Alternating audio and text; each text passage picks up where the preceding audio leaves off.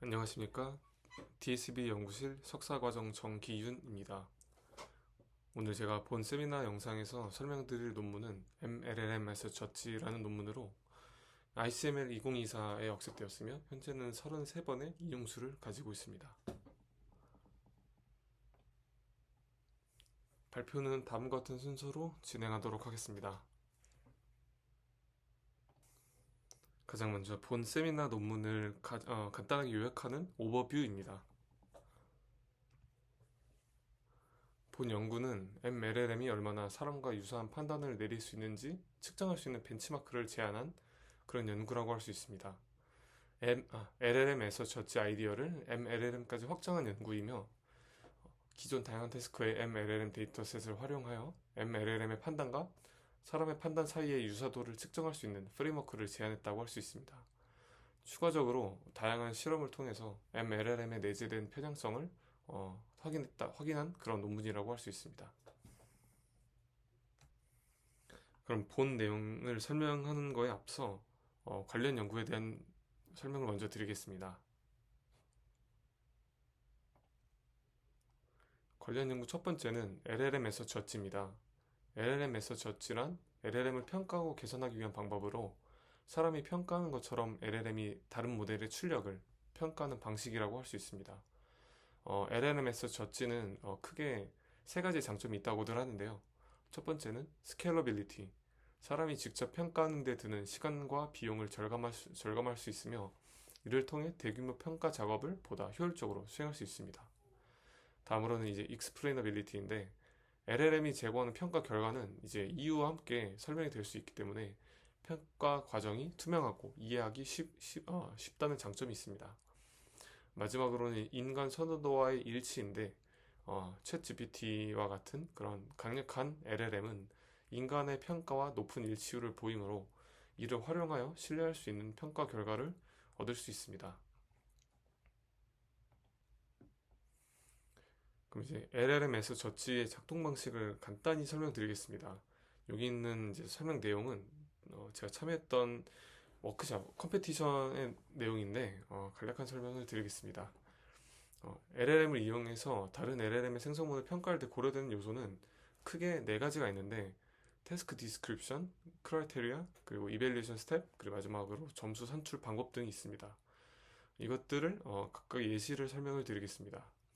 제가 참여했던 컴페티션은 본문과 요약문이 함께 주어지고 LLM을 이용해서 요약문의 퀄리티를 1점에서 5점 아니면 1점에서 100점 사이로 점수를 생성하게 한 다음에 그 LLM이 생성한 점수와 실제 사람이 생성한 그 정답과의 그런 코릴레이션을 계산함으로써 LLM의 능력을 평가했던 그런 태스크였다고 할 수 있습니다. 그런 식이라면 이 태스크 디스크립션은 이제 LLM에게 평가의 목적과 방법을 전달하는 부분인데 저의 경우는 이제 너는 주어진 요약문을 평가하는 그런 평가자야 이런 식으로 태스크 디스크립션이 주어질 수 있습니다. 다음으로는 이제 크라이테리아인데 평가 목적에 따라 달라지는 요소로 요약문 평가 시엔 간결성에 대한 정의를 혹은 리뷰 글 평가 시엔 정보 전달력에 대한 정의를 함께 제공해서 이에 대한 이런 크라이테리아에 대한 평가를 좀 더 LLM이 수월하게 할 수 있도록 제공하는 그런 부분이라고 할 수 있습니다.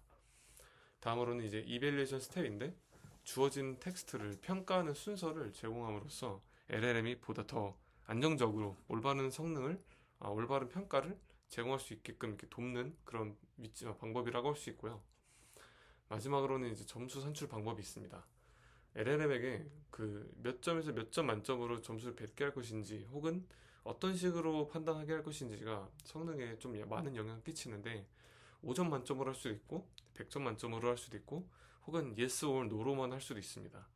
이런 방식을 원하는 태스크에 따라서 이용하면 될 것이고 그리고 이제 점수 계산 방식은 모델이 이렇게 생성을 1점에서 5점 사이로 점수를 생성했으면 이 점수를 그대로 사용할 수도 있을 것이고 각 점수별 토큰 생성 확률을 이제 누적합하여서 사용하는 방법도 있을 것입니다. 이것 또한 태스크에 따라서 사용하면 되는 그런 여러 가지 세팅이라고 할 수 있는데요. 지금 말씀드린 예시는 이제 LLM에서 저치의 단편적인 예시이기 때문에 더 다양한 예시를 원하시는 분은 저희 연구실의 다양한 세미나 영상이나 아니면 다른 블로그 글, 다른 논문 등을 살펴봐 주시면 감사하겠습니다. 그러면은 본 논문이 MLLM의 벤치마크를 제안하는 논문이기 때문에 기존에 어떤 benchmark가 있는지 간략하게 보시겠습니다. 기존 벤치마크 중에 최신 벤치마크면서 인기가 많은 벤치마크는 MMMU와 MME 등이 있습니다.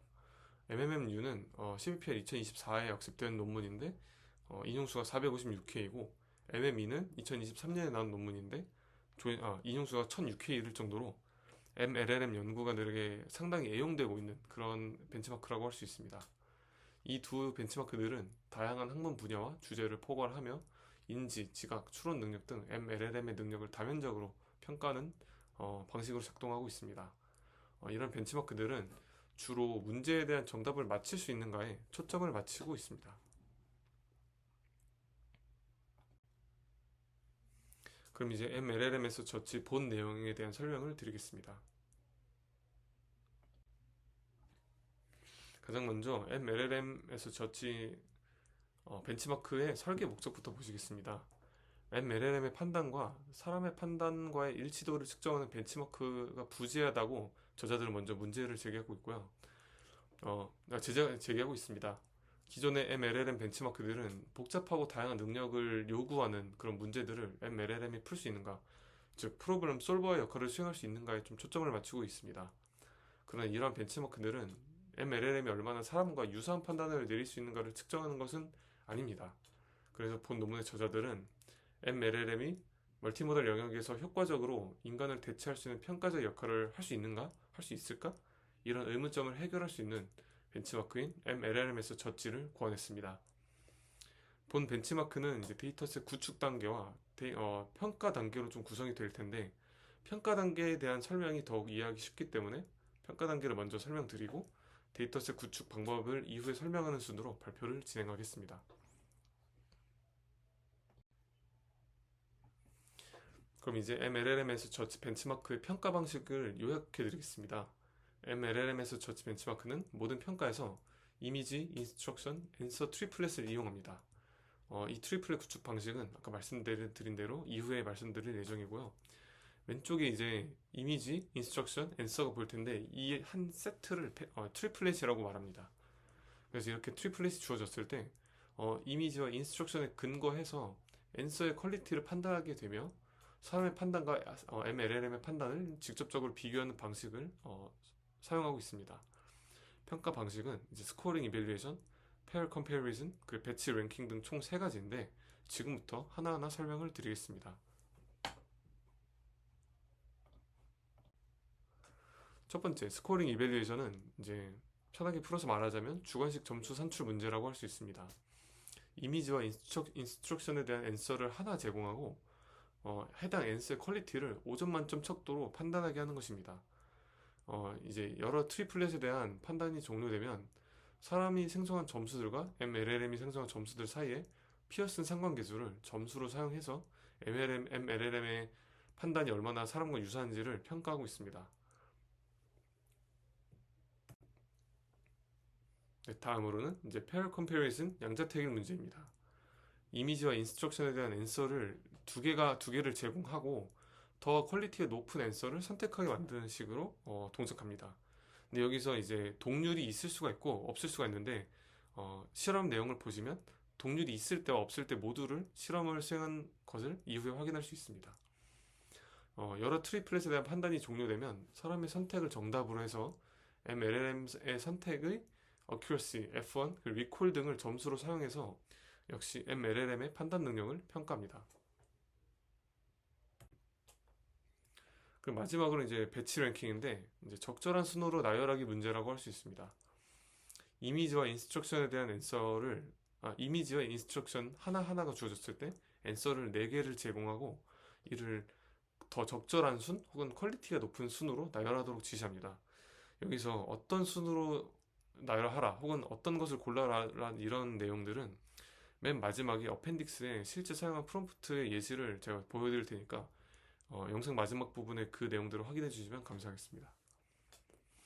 여러 트리플렛에 대한 판단이 종료되면 사람이 생성한 순서와 MLLM이 생성한 순서 사이에 노멀라이즈드 레벤슈타인 디스턴스를 점수로 사용해서 이 역시 MLLM의 판단 능력을 평가합니다. 여기서 이제 노멀라이즈드 레벤슈타인 디스턴스에 대한 설명을 간략하게 드리겠습니다. 레벤슈타인 디스턴스는 두 문자를 동일하게 만들기 위해 필요한 최소 편집 작업 수를 계산하는 것인데, 편집이라 함은 삽입, 삭제, 교체 등 총 세 가지가 있습니다. 여기 이제 고려대학교 산업경영공학과와 서울대학교 산업공학과 사이에 레벤슈타인 거리 계산 과정은 아래와 같습니다. 고를 서로 교체하고 려를 울로 교체합니다.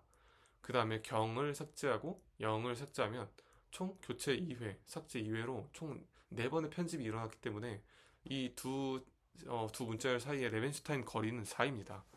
근데 이제 문자열이 길어지면 당연히 레벤슈타인 거리도 길어질 수밖에 없기 때문에 이를 좀 더 보편적인 점수로 사용하기 위해서 이제 두 문자열 중 더 긴 쪽으로 이 레벤슈타인 거리를 나누게 되는데요.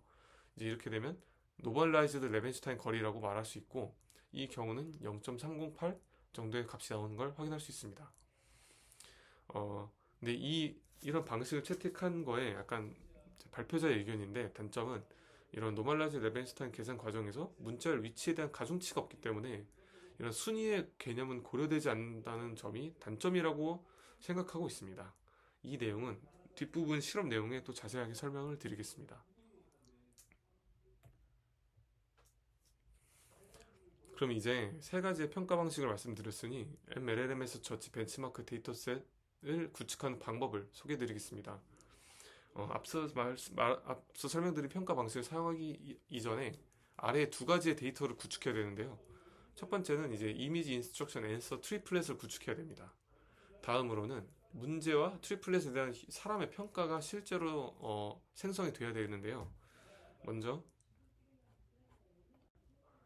트리플렛을 구축하는 방법 먼저 설명드리겠습니다.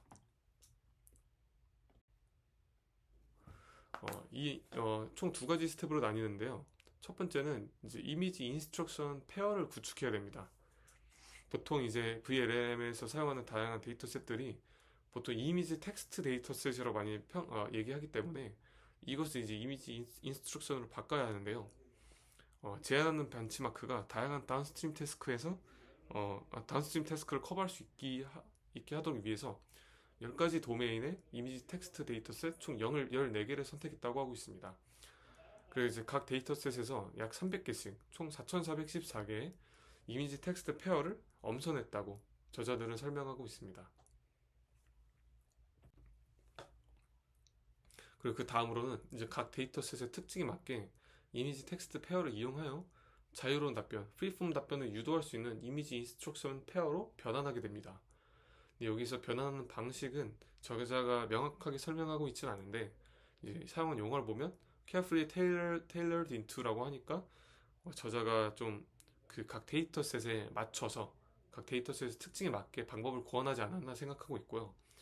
어펜딕스에 보면 한 가지 예시가 있는데, 이미지 캡션 페어를 이미지 인스트럭션 페어로 바꿀 때 이 이미지 캡션을 인스트럭션 사이에 집어넣고 이 그림에 대한 캡션은 이렇게 나와 있어. 이 이미지와 이 캡션의 근거해서 이 그림에 대한 자세한 설명을 줘. 이런 인스트럭션을 만들고 있는데 각 데이터셋마다 그 특징이 다르기 때문에 이렇게 다 직접 이 논문의 저자들이 방법을 고안하지 않았나 생각하고 있습니다. 네, 다음 단계입니다. 다음엔 이제 MLLM의 앤서를 모아야 되는데요. 네, 한 6개의 이제 메인스트림 MLLM들을 이용했고요. 수집된 이미지 인스트럭션 페어를 MLLM에 입력하여 프리폼 답변을 생성하게 만들었습니다. 근데 여기서 이제 사용되는 MLLM은 벤치마크의 대상, 즉 평가하고자 하는 MLLM이 아니라 데이터셋 구축용으로 사용되는 MLLM이기 때문에 헷갈리지 않으시면 좋겠습니다. 이런 방식으로 4414개의 이미지 인스트럭션 페어로부터 총 17,000개 가량의 이제 답변들, 앤서들을 생성하여서 이미지 인스트럭션 앤서 트리플렛을 이제 구축을 했습니다. 네, 다음으로는 이제 문제와 트리플렛에 대한 사람의 판단, 이제 정답을 만들어내는 파트인데요. 가장 먼저 이렇게 17,000개의 이미지 인스트럭션 앤서 트리플렛이 만들어졌을 때 이 구축한 트리플렛들을 중복되지 않도록 세 가지 종류의 문제에 이렇게 분배를 했다고 합니다. 세 가지 문제는 아까 말씀드린 스코어링 이밸리에이션, 페어 컴패리슨, 그리고 배치 랭킹 등 총 세 가지가 있습니다. 그리고 그 다음으로는 이제 저자 중 6인이 직접 문제에 대한 정답을 제작했다고 하고 있습니다. 저자들은 도메인 전문가이면서도 다른 성별, 나이, 교육적 배경을 보여줬기 때문에 충분한 다이버시티를 갖췄다고 설명하고 있고요. 이런 사람이 직접 평가할 때는 앤서의 길이 혹은 앤서의 순서, 어시스턴트 A에 있는 그 앤서인지 B에 있는 앤서인지를 고려하지 않은 상태에서 평가하도록 요청되었습니다. 이 내용은 이 나중에 MLLM이 가지고 있는 길이 편향성이나 위치 편향성을 분석하는 이제 기반이 된다고 말씀드릴 수 있습니다. 그 추가적으로 이제 휴먼 어그리먼트라는 것을 측정했습니다. 이것은 이제 그러니까 고용된 휴먼 어노테이터 3인이 직접 문제 트리플렛에 대한 MLLM의 판단에 대해 동의 여부를 작성하는 방식으로 이루어졌습니다. 겉보기의 합리적인 판단도 인간의 고유한 관점에서는 부정확할 수 있음을 반영하고자 했다고 저자는 설명하고 있고요.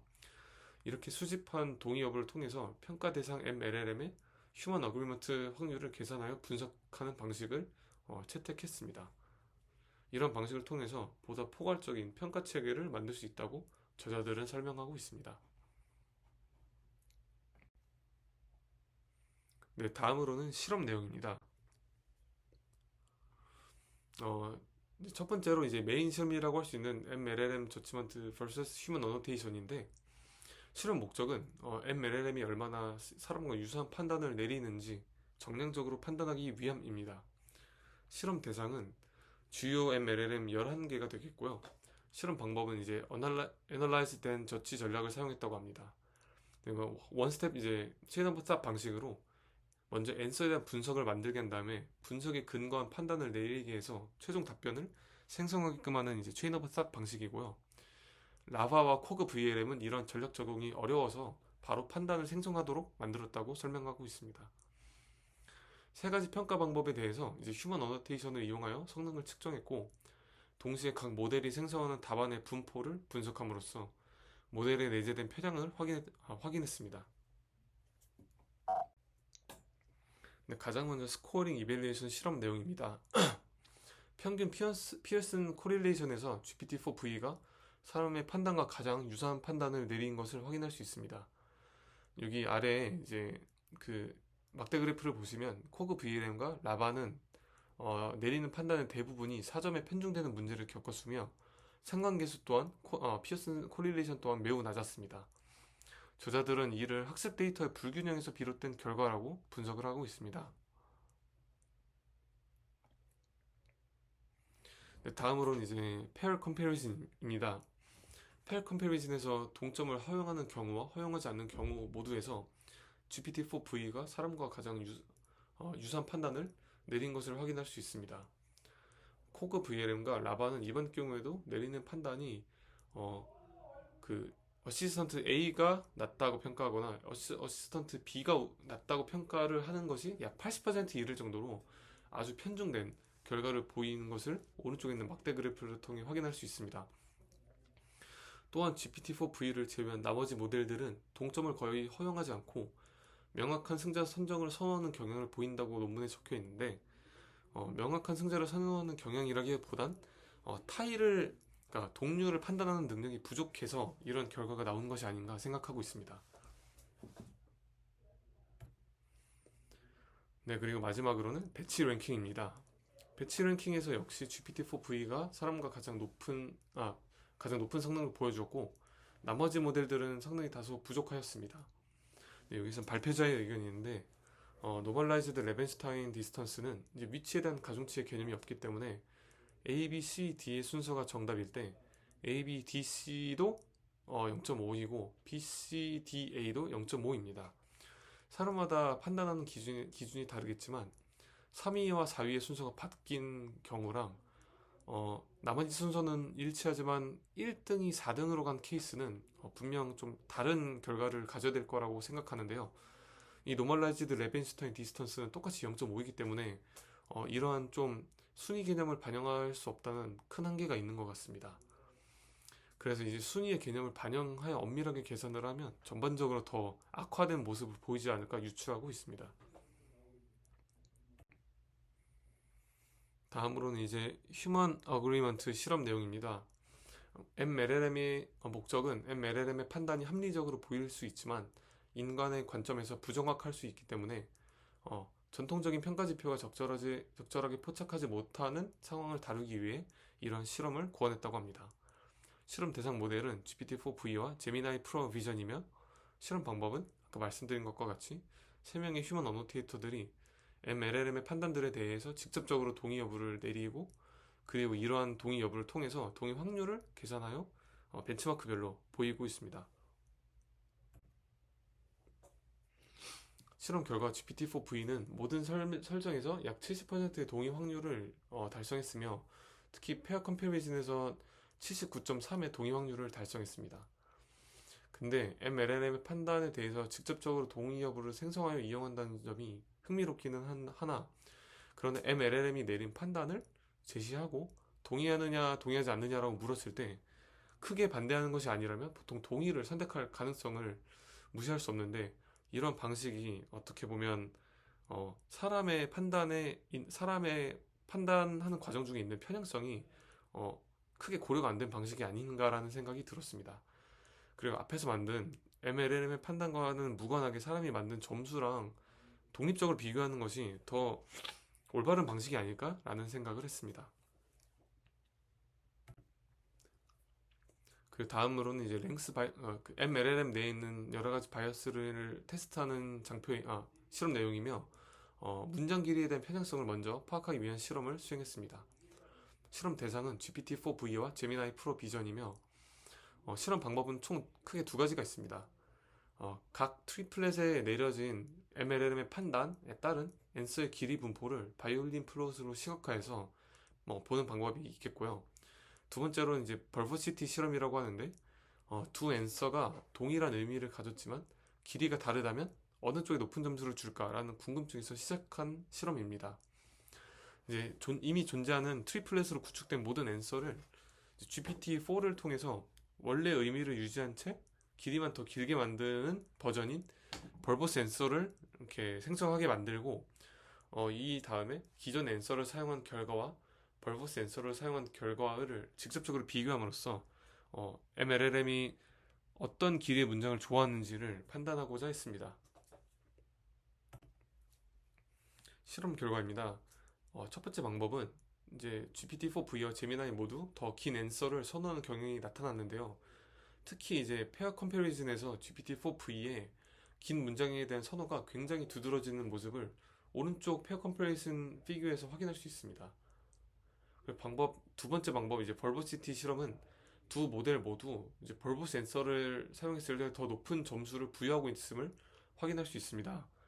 벌버스 앤서를 사용했을 때는 GPT-4V는 평균 0.6점, 제미나이는 평균 0.75점이라는 5점 만점 중에 엄청 큰 점수 상승폭을 보이면서 MLLM이 확실히 더 긴 길이의 문장을 선호하는 경향성이 분명 존재하는구나 라는 점을 확인할 수 있었습니다.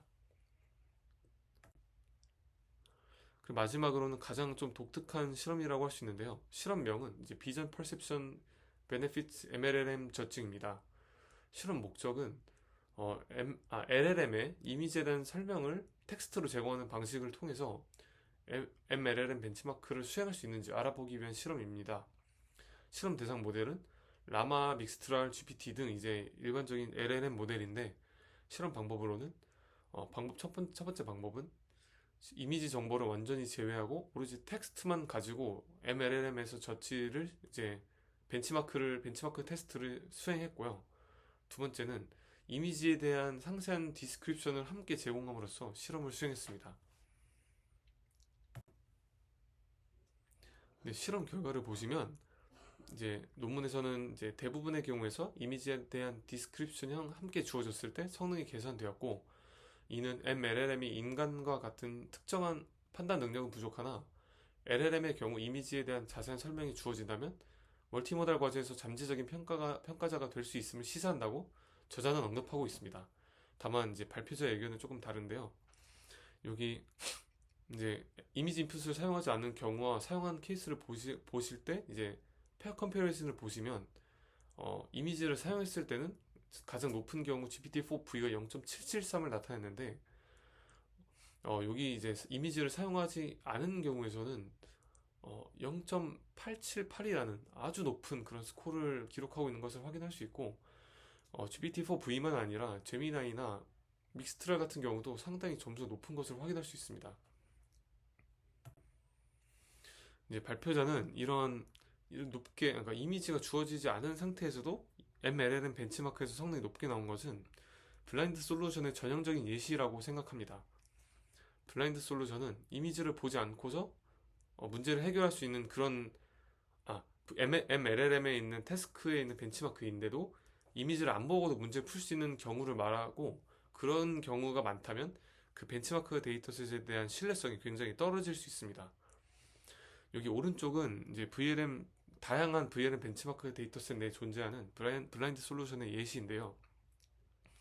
여기 이제 매사추세츠의 주도는 무엇이냐라는 질문이 주어지고, 그리고 이제 미국의 그 지도가 주어졌는데, 실은 이 문제는 이 지도랑 관계가 없습니다. 그냥 LLM이 갖고 있는 정보만으로도 풀 수 있는 문제이고, 가장 오른쪽에 있는 이 다람쥐에 대한 문제를 보셔도 붉은 다람쥐가 갖고 있는 특성이 무엇이냐 했을 때 당연히 1번인 그렇게 부시한 그 꼬리라고 선택하는 게 당연한 정답이지, 2번 그 지느러미, 당연히 이제 다람쥐는 지느러미가 없기 때문에 LLM은 이 그림 안 보고도 문제를 풀 수 있습니다. 이런 것들이 이제 블라인드 솔루션의 사례인데, 아마 이 저자가 이제 이미지 인스트럭션 앤서 트리플렛을 구축하는 과정 중에 블라인드 솔루션이 다수 생성된 것이 아닌가 유추하고 있습니다. 그래서 저자가 사용한 예시, 이제 어펜딕스에 있는 예시들을 보면서 한번 그런 블라인드 솔루션이 왜 나왔을지 한번 유추해 봤는데, 아까 맨 처음에 든 예시에서 그 바로 적합한 예시를 찾을 수 있었습니다. 아까 이미지 캡션 페어를 이미지 인스트럭션을 변환하는 과정이 있다고 말씀드렸는데, 여기에서는 아까 말씀드린 대로 이 캡션이 인스트럭션 자체에 삽입되는 형태로 변환이 됩니다. 근데 이렇게 만들어진 인스트럭션은 실은 그러니까 이미지에 대한 정보가 주어지지 않아도 인스트럭션만 보고 이미지가 그 알케미컬한 서클을 만지고 있는 사람의 손이구나 라고 당연히 한 번에 유추할 수 있기 때문에 이런 인스트럭션의 구성 자체가 블라인드 솔루션을 유발한 게 아닌가라는 생각을 하고 있습니다. 알케미는 연금술이죠. 네, 그럼 마지막으로 이제 결론에 대한 내용 설명을 드리고 발표를 마치도록 하겠습니다.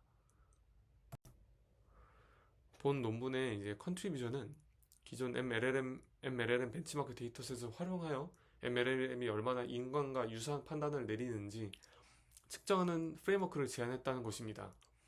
다양한 평가 방식을 통해 MLLM의 판단 능력을 종합적으로 분석하고 있고요. 휴먼 어그리먼트라는 방식을 통해서 또 다양한 평가 체계를 구축하고 있습니다. 그리고 약 1400개에 달하는 문제에 대한 휴먼 어노테이션을 저자 6인이 생성했으며, 추가적으로 3명의 인원을 고용하는 등 많은 노력과 큰 비용이 요구되는 실험을 수행한 것이 본 논문의 연구의 컨트리뷰션이라고 할 수 있습니다. 하지만 한계를 말씀드리자면, 아까 말씀드린 것과 같이 배치 랭킹 평가 방식에서 순위의 개념을 점수 측정에 반영하면 더 건밀하였을 것 같은데, 이런 점을 반영하지 않은 점이 다소 아쉬웠고요. 이미지 정보가 전혀 없는 상황에서 페어 컴패리즌의 성능이 70에서 80 정도로 나오는 것은 분명한 문제라고 봐야 될 것이 타당한데, 문제 제기를 전혀 하지 않는 것이 아쉬웠습니다. 블라인드 솔루션의 문제가 이 MLLM에서 저치 벤치마크의 신뢰성을 약화시키는 것 같아서 다소 아쉬운 부분이 있었습니다. 네, 이것으로 발표를 마치도록 하겠습니다. 감사합니다.